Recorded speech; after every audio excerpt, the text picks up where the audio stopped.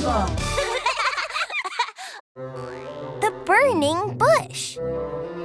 Do you remember how the Israelites were once slaves in Egypt? Oh, yes. It was a really hard time for God's people. It was. But as God often did, he had a plan to help his people. And this time, it started with Moses. Oh, I know him. Moses was the baby that grew up in Pharaoh's palace, even though he was an Israelite. You remembered. Moses was living in Pharaoh's palace of plenty.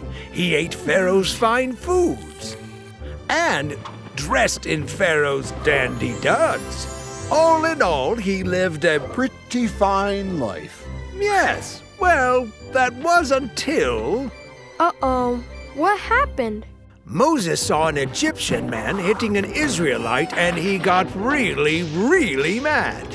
Stop treating him that way. Stop. Stop. Moses got so mad that he hurt the Egyptian really bad. Oh, no! The Egyptian died, and right away Moses knew he was in big trouble. If they catch me, it'll be the end. So what did he do? He ran. He ran right out of Egypt. He kept on running. He ran so far that he ran straight into the desert. And there he stayed. Wow. For how long? A few months? No. A year? Nah. A couple of years. 3, 4, 5, 6, 10? 40. 40 years? He was there so long that he met a nice girl named Zipporah.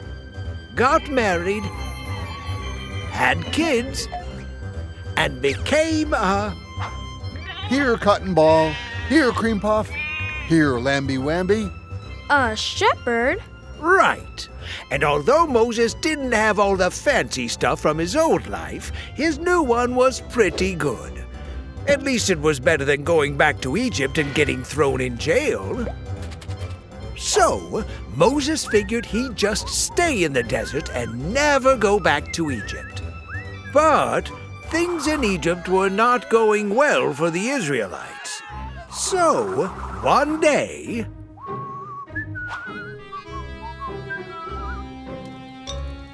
Huh? What's that? Moses saw something weird. A bush was burning, but it didn't burn up. What do you mean? The bush just kept burning and burning. And then, if that wasn't weird enough... Moses. The bush spoke?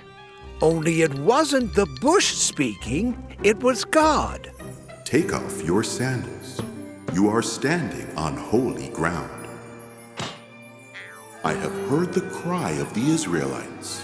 It is time to save them and bring them to the land I promised. Well, that sounds like a good idea. I want you to lead them. Well, that sounds just... Excuse me? Go to Pharaoh and tell him to let my people go. Me? Moses went on to explain to God why that was not a very good idea.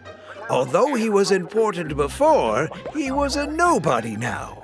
He wasn't very popular in Egypt after a man had died and it was his fault. Pharaoh wouldn't listen to him and people wouldn't believe him and... I'm not a great public speaker. No. I will go with you.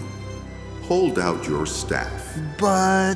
So God turned Moses' staff into a snake. Ah! And then back into a staff. Will you do cool stuff like that in front of Pharaoh?